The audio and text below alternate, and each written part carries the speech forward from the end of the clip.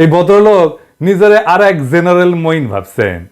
তা না হইলে একজন সরকারি কর্মকর্তা হইয়া কোন ক্ষমতার জোরে এবং কোন সাহসে কার অনুমতি নিয়ে সংবাদ মাধ্যমে বক্তব্য দিলেন?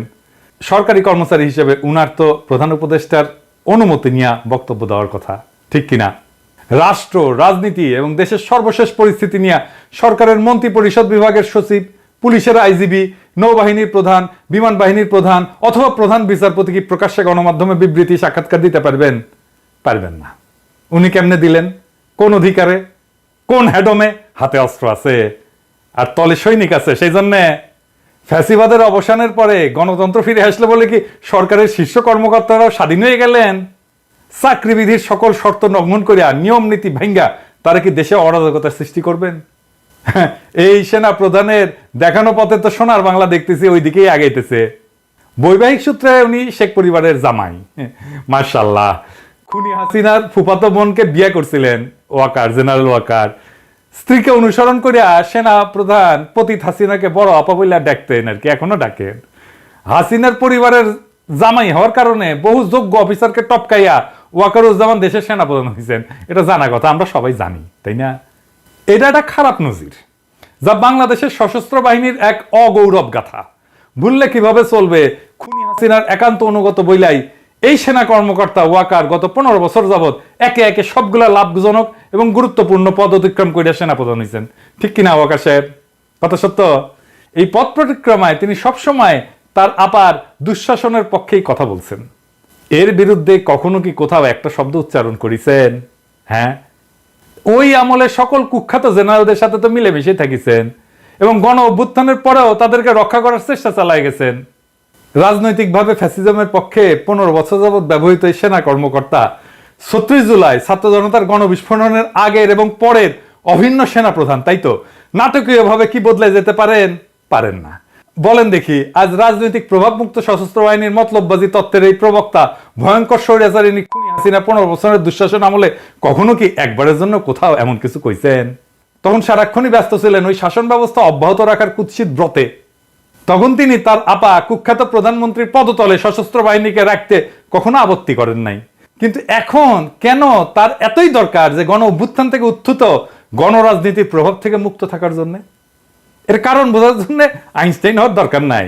ফ্যাসিজমের সকল সুযোগ সুবিধায় হুষ্টপুষ্ট হওয়া এমন সকল ব্যক্তি প্রতি দুঃশাসনের অভিন্ন অংশ ছিলেন, এটা আমরা ভুলে যাই নাই। জীবদ্দশায় তারা কখনোই বদলাবে না এবং বাংলাদেশে বসে সারাক্ষণই তাদের প্রভু ইন্ডিয়ার স্বার্থ রক্ষার মরণপট চেষ্টা চালায় যাবে। অব্যাহতভাবেই এসব চেষ্টা তারা চালাইতেছেন এবং এই অপচেষ্টা আরো শক্তিশালী করার জন্য বাংলাদেশ রাষ্ট্রের অর্থও এরা ব্যবহার করতেছেন। এই অফিসাররা দেশে বিদেশে নতুন এজেন্ট নিয়োগ করছেন এবং তাদের পক্ষে বয়ান বা কাহিনী তৈরি করার চেষ্টা চালাইতেছেন। হ্যাঁ, আমার পিছনে লাগিয়ে দিচ্ছেন অবশ্য অনেককেই, মাশাআল্লাহ। লাগান লাগান লাগান, দেখি কত লাগাইতে পারেন, কার কত বড় হেডম সেটা দেখা যাবে। লাগান না দেখি ওয়াকার সাহেব। দেশপ্রেমিক নাগরিকদের ভাবমূর্তি ক্ষুণ্ণ এবং ক্ষতিগ্রস্ত করার জন্য জোরে সোরে কাজও শুরু করছে। এই সমস্ত এর অশুভ ফলাফল স্বদেশবাসী অল্প কয়েকদিনের মধ্যে দেখতে পারবেন কলে। আমি কলে আগে থেকে কয়ে রাখলাম, তবে আমার পিছনে লেগে কিছু করবে পারবে না। লাগুক না, আমি তো চাই লাগে, লাগ দেখি কত ক্ষমতা। এবার আসেন দ্বিতীয় ইস্যুতে। ওয়াকার সাহেব ঘোষণা করলেন আগামী 18 মাসের মধ্যে সাধারণ নির্বাচন অনুষ্ঠিত হওয়া উচিত। বাহ, ভালো কথা। বাংলাদেশ সেনাবাহিনীর মাঝারি মানের এই অফিসার এককভাবে নিজের মতামত দিচ্ছেন বলে দেশপ্রেমিক তরুণ অফিসার এবং সৈনিকেরা কিন্তু মনে করে না। তরুণ অফিসার এবং সৈনিকেরা ওনারা আদ্যপান্ত জানেন, তাই মনে করেন ইন্ডিয়ার কুখ্যাত গোয়েন্দা সংস্থা র অথবা খুনি হাসিনার মতো কেউ তাকে পেছন থেকে নাচাইতেছে। আর একটা হইতে পারে উনি সবকিছু নায়ক হিসেবে নিজেকে জাহির করার লোভ সামলাইতে ব্যর্থ হইতেছেন, নাকি লোকটা নিজেকে জাতির সামনে একজন বিশ্বস্ত এবং গুরুত্বপূর্ণ ব্যক্তি হিসেবে আত্মপ্রকাশের চেষ্টা করতেছেন। ওই সাক্ষাৎকারটা যদি আপনারা পর্যালোচনা করেন নিবিড় ভাবে, তাহলে জরুরি কয়েকটা উপাদান কিন্তু পাওয়া যাবে। কি কি? 1 নাম্বার, সশস্ত্র বাহিনীর কর্তৃত্ব প্রেসিডেন্টের হাতে রাখার দাবি তুলে বলছেন তারা রাজনীতি থেকে দূরত্ব বজায় রাখতে চায়। এইটা সীমা লঙ্ঘনকারী, অনভিপ্রেত এবং বেআইনি এরকম প্রস্তাবের চাইতে রাজনীতি করার বড় দৃষ্টান্ত আর কি হইতে পারে? কারণ তিনি সহ একজনও সেনাপ্রধান বা চাকরিতে নিয়োজিত জেনারেল জঘন্য স্বৈরাচারিণী শেখ হাসিনার শাসনামলে অনির্বাচিত অবৈধ প্রধানমন্ত্রীর কর্তৃত্বের বাইরে যাইতে চাননি। চাইছেন কি ওয়াকার সাহেব? চান নাই। এখন কেন যাইতে চাইতেছেন প্রধান উপদেষ্টার বাইরে? তখন কি তাদেরকেও প্রতিরক্ষা বাহিনীকে রাষ্ট্রপতির কর্তৃত্বে দেওয়ার কথা বলছিলেন? আজ এটা বলার রাজনীতি বিরোধী এবং গণস্বার্থ বিরোধী রাজনীতি আপনি রাজনীতি করতেছেন ওয়াকার সাহেব। 2 নাম্বার, অন্তর্বর্তীকালীন সরকার যখন বলছে আগে সংস্কার পরে নির্বাচন, সেখানে সেনাপ্রধান এককভাবে 18 মাসের মধ্যে জাতীয় নির্বাচন অনুষ্ঠানে ঘোষণা করে দিলেন কিভাবে? এটা কি রাজনীতি করে না?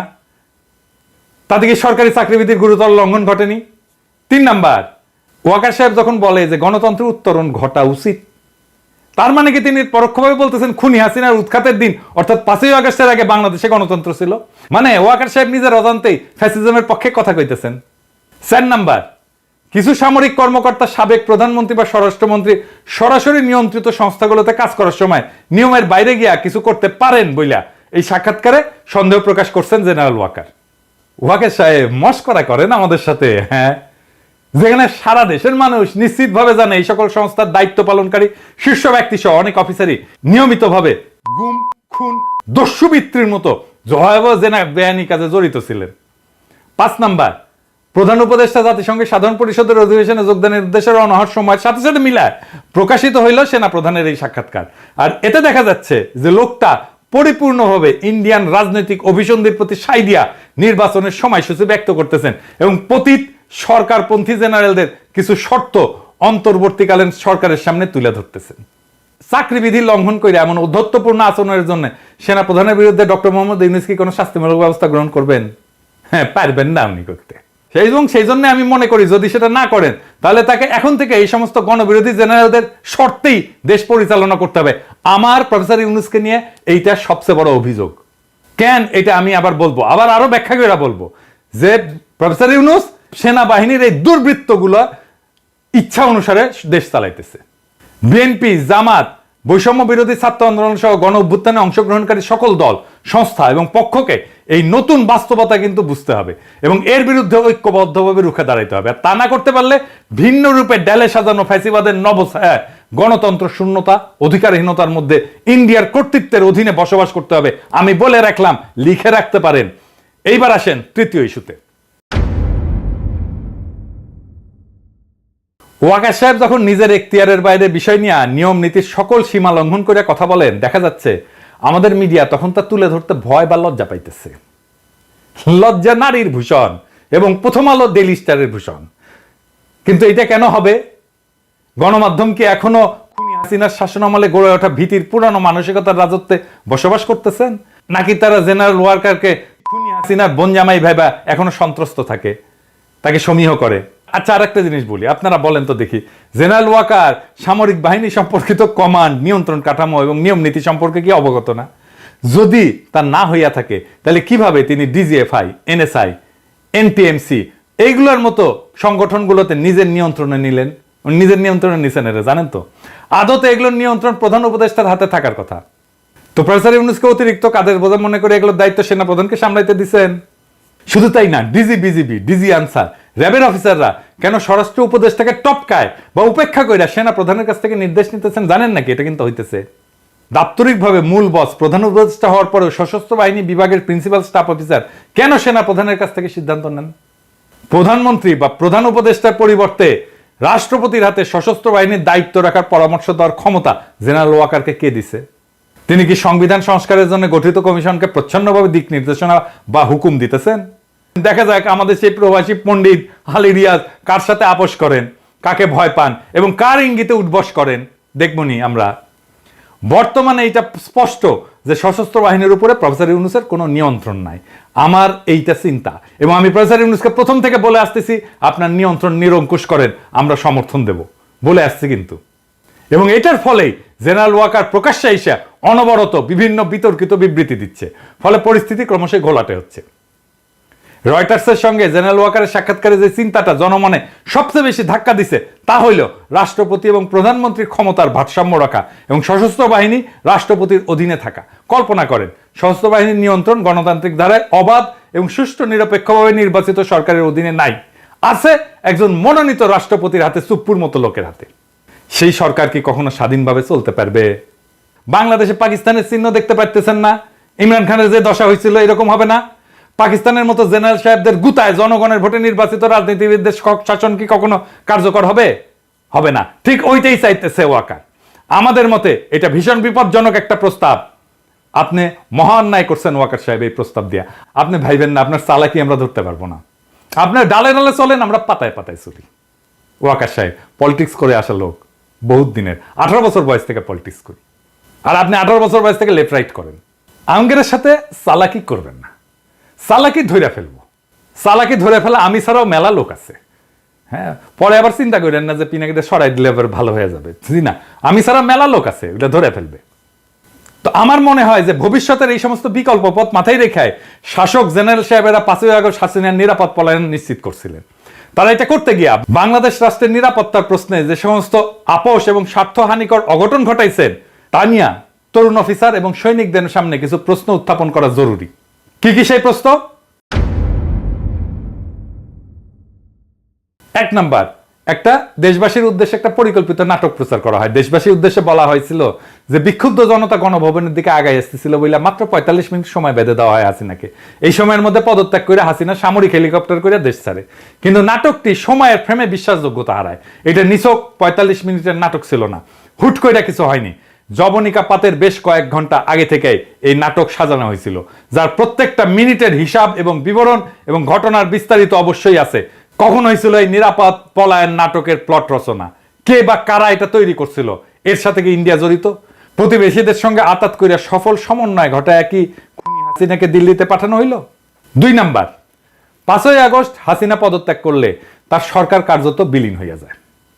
তখন রাষ্ট্রপতি ছাড়া এমন কোন কার্যকর রাজনৈতিক শাসন বা কর্তৃত্ব ছিলেন না যিনি এই পলায়ন অনুমোদন করবেন। তিনি কি হাসিনার সেফ ইভাকুয়েশন নিশ্চিত করছেন? পদত্যাগের পর সামরিক বিমানে চইরা দেশ ত্যাগ কি হাসিনার জন্য বৈধ ছিল? গণভবনের পেছনে এসা হেলিকপ্টার চইরা কুর্মিটোলা বিমান ঘাটিতে, সেইখান থেকে C-130 বিমানে চড়াই সীমান্ত পাড়ি দিয়া ফ্যাসিস্ট হাসিনাকে দিল্লি নিয়ে যেতে কে নির্দেশ দিয়েছিলেন? বিমান বাহিনী প্রধান। বিমান বাহিনী প্রধান কি একাই এই অপরাধপূর্ণ সিদ্ধান্ত নিয়েছিলেন, নাকি অপরাপর চেইন অফ কমান্ড বা সার্ভিস চিফদের সাথে পরামর্শ কইরা এই অপকর্মটা সম্পন্ন করছিলেন? 3 নাম্বার, ওই যে নাগরিক টিভিতে সাকিবের সাথে টেলিফোনে কথা বলার সময় ওয়াকার সাহেব একটা প্রকাশ্য বিবৃতি দিয়েছেন, সেখানে বলছেন হাসিনার দেশ ত্যাগের খবরটা তিনি কারো কাছ থেকে শুনছেন। শুনেন কি বলে। প্রথম কথা হচ্ছে যে আমি তো পলিটিক্যাল পার্টিগুলোর সাথে ডিসকাশন করছিলাম, তখন আমাকে সামবডি সে যে উনি তো চলে যাচ্ছে, উনি is on the runway, he has taken off. জি, তো এটা আমি জানতাম না যে that she is leaving the country. কেউ কইলো, শুনলেন তো, সেই সময়টাতে নাকি তিনি সকল রাজনৈতিক দলের নেতা, ছাত্র নেতা এবং নাগরিক সমাজের ব্যক্তিদের সাথে সেনা সদরে ছিলেন। সেক্ষেত্রে যে প্রশ্ন অমীমাংসিত থাকে তা হইল, সেনা প্রধান তখন কেন সেনা সদরে এই সমস্ত অতিথিদের আমন্ত্রণ জানাইছিলেন? 4 নাম্বার, বাংলাদেশ বেসামরিক বিমান চলাচল কর্তৃপক্ষ কি খুনি হাসিনার ইন্ডিয়া যাওয়ার ফ্লাইট ক্লিয়ারেন্স ছাড়পত্র পাইছিল? যদি না পাইয়া থাকে তাহলে খুনি পালালো কার সহায়তায়? পলায়নরত স্বৈরাচারিণীর বিমানের ট্রান্সপন্ডার কেন বাংলাদেশের আকাশ সীমা অতিক্রম করা পর্যন্ত বন্ধ রাখা হয়েছিল? এতে কি ওই বিমানে থাকা সকল যাত্রীর জীবন বিপন্ন হওয়ার হুমকির মধ্যে ছিল না? 5 নাম্বার, ফ্লাইটে হাসিনার সঙ্গে আর কে কে ছিল? ওই আরোহী তালিকা কোথায়? ক্রু কারা ছিল? SSF এর কে PGR এর কোন সদস্যরা খুনির সঙ্গে উঠছিল? ওই বিমানে থাকা সব যাত্রী কি বৈধ ভিসা ছিল? 6 নাম্বার, পালানোর নিরাপদ পথ তৈরি করে দিতে ইন্ডিয়ার সঙ্গে যোগাযোগটা কে করে দিছিল? এই আলোচনার মধ্যস্থতা কে করছিল? খুনি হাসিনার নিরাপদ পালানোর বিষয়ে রাজনৈতিক দলের নেতা, ছাত্র নেতা এবং নাগরিক সমাজের কর্তা ব্যক্তিদের মধ্যে কারা সম্মতি দিছিল? আমরা মনে করি এই প্রশ্নগুলোর উত্তর জানা খুবই গুরুত্বপূর্ণ কর্তব্য। বাংলাদেশের নাগরিকদের, বিশেষ করে আন্দোলনে অংশগ্রহণের ছাত্র জনতা, জুনিয়র অফিসার এবং সৈনিকদের এই সমস্ত তথ্য জানার অধিকার আছে। অথচ এখন পর্যন্ত ডক্টর মোহাম্মদ ইউনূসের অলস, অকেজো, অথর্ব, বুইড়া হাবরার অন্তর্বর্তী সরকার এই বিষয়ে সম্পূর্ণ নীরব। এইবার আসেন চতুর্থ ইস্যু নিয়ে আলাপ করি। সেনাবাহিনী কি মাতৃভূমি রক্ষা করতে প্রস্তুত? দেশে বড় যে কারণ দেশবাসীর চোখের আড়ালে রাখা হইতেছে তা হইল বাংলাদেশের সীমান্ত এখনো অস্থিতিশীল।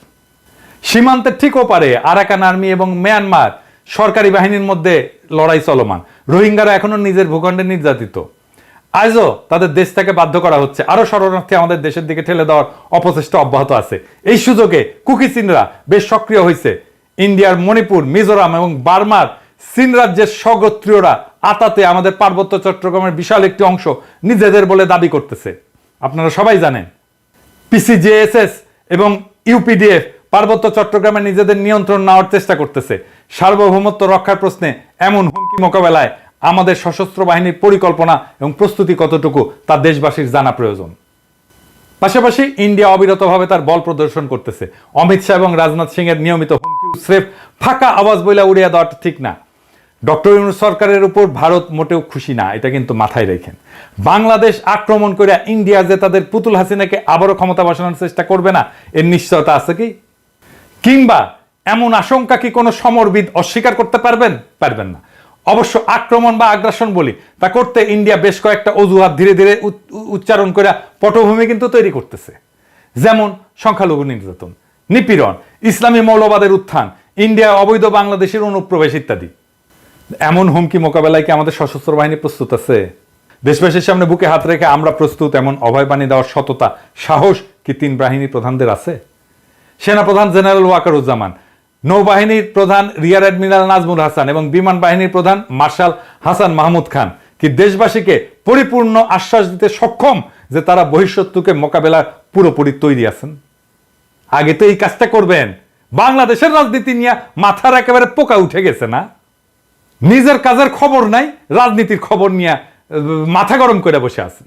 খুনি হাসিনার পতনের আগে 19 জুলাই রাতে সারা দেশে কারফিউ জারি এবং সেনা মোতায়েন করছিল তৎকালীন ফ্যাসিস্ট আওয়ামী লীগ সরকার। কিছু দলবাজ আর্মি অফিসার তখন বিক্ষোভরত নিরস্ত্র ছাত্র জনতার দিকে গুলিও ছুটছে, মারাও গেছে ওই গুলিতে। আমাদের কাছে ভিডিও আছে। গণ অভ্যুত্থানের পর প্রতিষ্ঠিত অন্তর্বর্তীকালীন সরকার এখন সেনা কর্মকর্তাদের ম্যাজিস্ট্রেসির ক্ষমতাও দিছে। এমত অবস্থায় জেনারেল ওয়াকার সাহেব কি আমাদের আশ্বস্ত করতে পারবেন তথাকথিত জননিরাপত্তার কাজে দীর্ঘমেয়াদে সেনাবাহিনী মোতায়েন করে রাখার কারণে সেনাদের দেশ রক্ষার মনোবল, লড়াইয়ের পূর্ণ ক্ষমতা এবং দক্ষতা অক্ষুণ্ণ আছে কি? তিনি কি নিশ্চিত করবেন ওনারা সত্যিই রাজনীতি মুক্ত এবং এখন কেবলই দেশ সার্বভৌমত্বের অধিকার রক্ষায় বহিরাগত আগ্রাসন মোকাবেলায় প্রস্তুত? তিনি কি গ্যারান্টি দিতে সক্ষম আমাদের সেনাবাহিনীর প্রশিক্ষণ চক্র, কোর্স ক্যাডার, ইনডোর আউটডোর অনুশীলন, বিশেষজ্ঞ প্রশিক্ষণ সহ সকল পেশাদার কার্যক্রম স্থগিত বা কমানোর পরেও সেনাদের পেশাগত দক্ষতা বজায় আছে? শত্রুর বিরুদ্ধে লড়াই করার জন্য বাংলাদেশ কি উপযুক্ত দক্ষতা, প্রশিক্ষিত জনশক্তি, অস্ত্র এবং গোলাবারুদ আছে?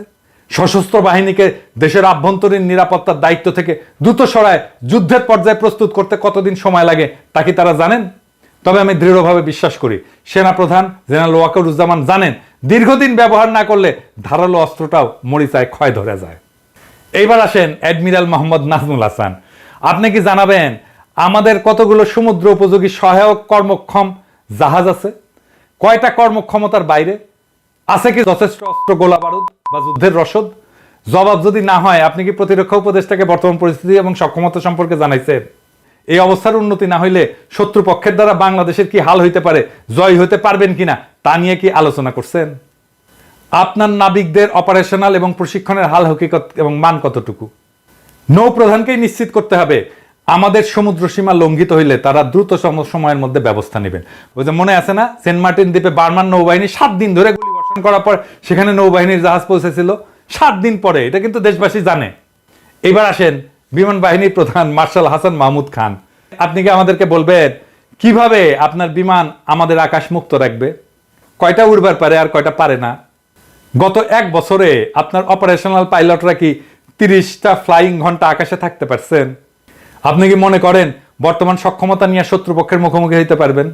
যদি না পারেন আপনি কি ডক্টর মোহাম্মদ ইউনূসকে অবহিত করছেন? 3 বাহিনীর প্রধানকে বলতে চাই, এখন আমি কইলে অনেকে কয় আপনি কর কে, আমি কমু। শোনেন, শোনা লাগবি। আপনাদের প্রধান দায়িত্ব বহিরাগত আগ্রাসন মোকাবেলায় প্রস্তুত থাকা। সেই দায়িত্ব ভুলায় বা এড়ায় দেশের আভ্যন্তরীণ জননিরাপত্তার কর্মে, শ্রমে এবং বাহবায় খুশি হওয়া কি পেশাদার সেনার কাজ? দেশ আক্রান্ত হইলে আপনারা কিন্তু ক্ষমা পাইবেন না। অতীতে সশস্ত্র বাহিনীর প্রধানরা দেশের অভ্যন্তরে বেসামরিক নাগরিককে যতটুকু সহায়তা দরকার ততটুকু কইরা দ্রুত নিজেদের ব্যারাকে ফিরতে দেরি করেন নাই। কিন্তু আপনারা দেখাচ্ছেন ভিন্ন আর এক আচরণ। আপনারা দীর্ঘ সময় নিজ নিজ বাহিনীকে সেনানিবাসের বাইরে রাখতে এবং নিজেরা থাকতে চাইতেছেন। খুব মজা, তাই না?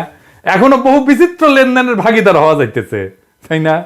আমরা খবর রাখি কলে, হ্যাঁ আমরা খবর রাখি। নেহায়েত ভদ্রতা কইরা কই না, নেহায়েত ভদ্রতা করে কই না। আমি কলে কইছিলাম কয়েকজনের আমল নামা কিন্তু প্রকাশ করে দেব, এখনো করি নাই, হাতে রাখিছি। সবকিছু দেখাই দিলে তো সবই শেষ, তাই না? তরুণ অফিসার এবং সৈনিকদের আমি বলি, আপনারা নিশ্চয়ই জানেন তারপরেও বলি, বেসামরিক নাগরিকদের সাথে মিশে যাওয়া এবং তাদের সাথে বাধাবন্ধনহীন ভালো মন্দের গণ আচরণে সংক্রমিত হইয়া অতীতে একাধিকবার সেনাবাহিনীর ইমেজ সংকট কিন্তু দেখা দিছে। এবারও তেমন একটা কিছু কিন্তু ঘটতে যাইতেছে। অকার্যকর পুলিশে অজুহাত ব্যবহার করা হইতেছে সেনাবাহিনীকে অনির্দিষ্টকালের জন্য মোতায়েন রাখার অভিপ্রায় থেকে, যা মেনে নেওয়া কিন্তু যায় না। আমরা মনে করি খুনিরা আড়ালে আছে বলে পুলিশ এখনো ভীত। খুনি শেখ হাসিনার শাসনামলে ইন্ডিয়ার শিকড় কতটা বিস্তৃত হয়েছিল পুলিশ বাহিনীর সকল সদস্যই সেটা জানতেন। আমরা মনে করি তারা সেটা নিয়েও বিচলিত। যতদিন দেশের অভ্যন্তরে জননিরাপত্তার কাজে সেনাবাহিনী মোতায়েন থাকবে ততদিন পুলিশ নিজের পায়ে দাঁড়াইতে পারবে না, তারা গা ছাড়া দিয়া থাকবে। তারা একটু গুছায় ওঠা মাত্রই সেনাবাহিনীকে নিজেদের কাছে ফিরাই নিয়ে যেতে হবে। আমরা পুলিশকে মোটিভেট করব আসার জন্য, পুলিশের মনোবল বাড়াবো, দরকার হইলে সেনা প্রত্যাহার করা হলে পুলিশ ঠিকই অ্যাকশনে যেতে পারবে। ভাবসাব দেখে মনে হইতেছে অন্তর্বর্তীকালীন সরকার সেনাবাহিনীকে মাঠে রেখা বেশ খুশ মেজাজে আছে।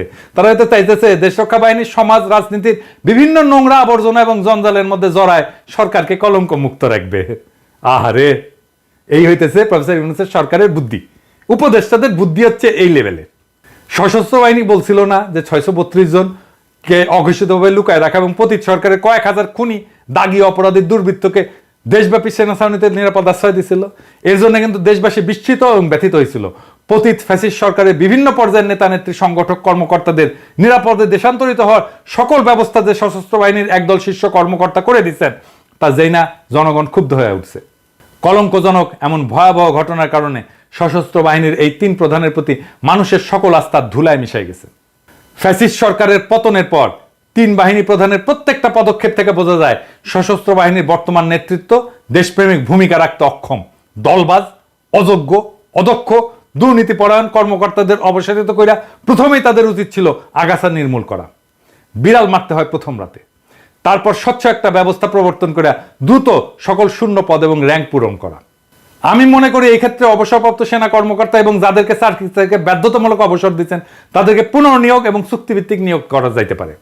কিন্তু দুঃখজনকভাবে 3 বাহিনীতে দেখা যাচ্ছে ফ্যাসিস্ট শাসনের অনুগামী অফিসারদেরকে এখনো সব পদে বহাল রাখা হয়েছে এবং অনেককে পদোন্নতিও দেওয়া হচ্ছে। অতি দ্রুত এই সমস্ত বন্ধ কইরা এর বিপরীত ধাতা প্রবাহিত যদি না হয় তাহলে যা চলতেছে তার রুখে দাঁড়াইতে হবে তরুণ অফিসার এবং সৈনিকদেরকে।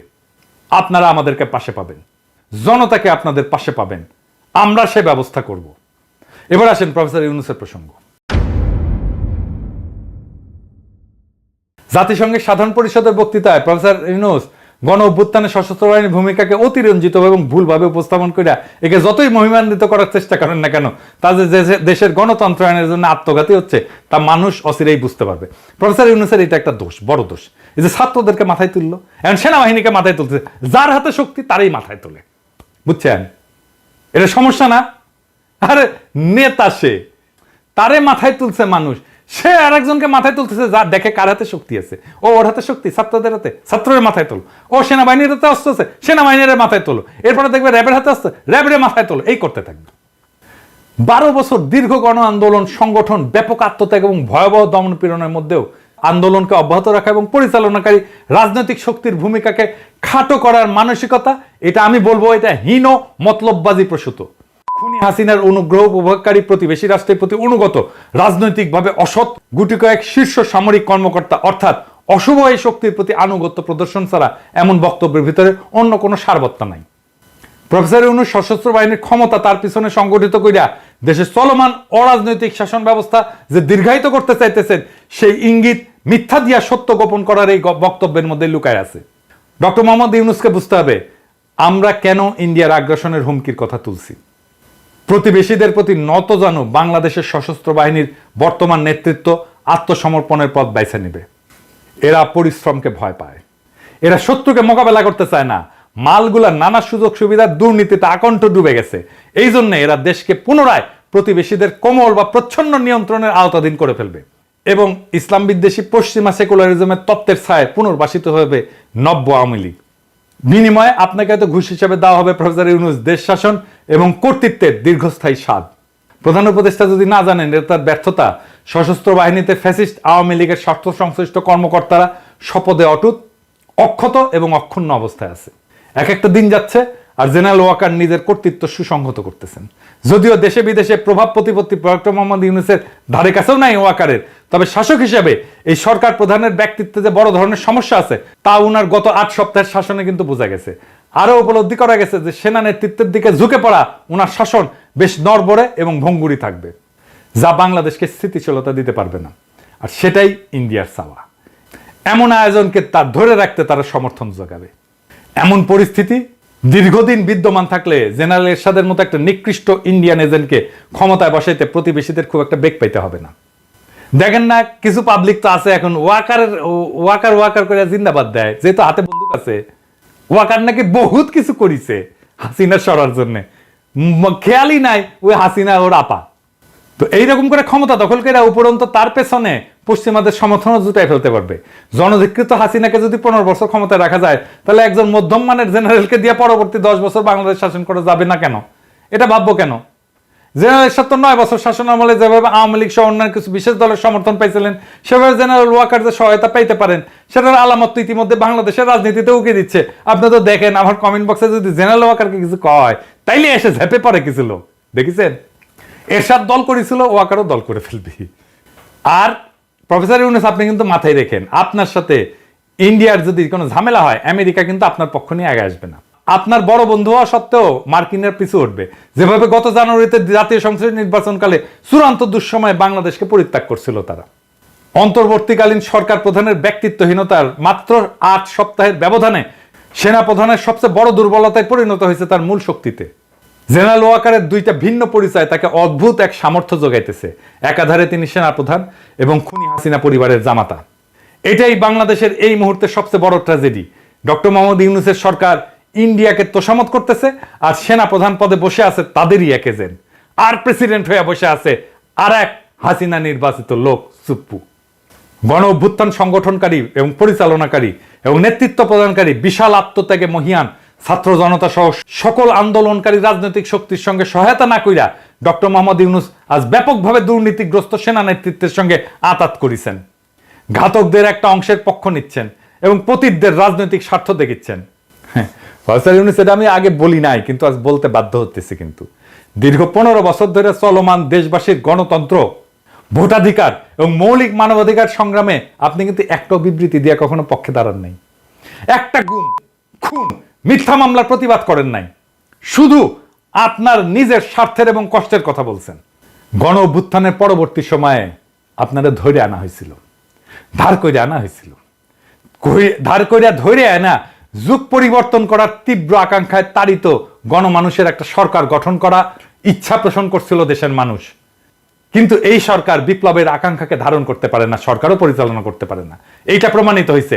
আজ বাংলাদেশের ইতিহাসের ঘটমান বেদনাদায়ক এবং করুণ কাহিনীর সাক্ষী হওয়া একজন মানুষ হিসাবে আমাদের বারে বারে জনপ্রিয় একটা প্রবচনের কথা মনে পড়তেছে, তোলা দুধে পোলা বাসে না।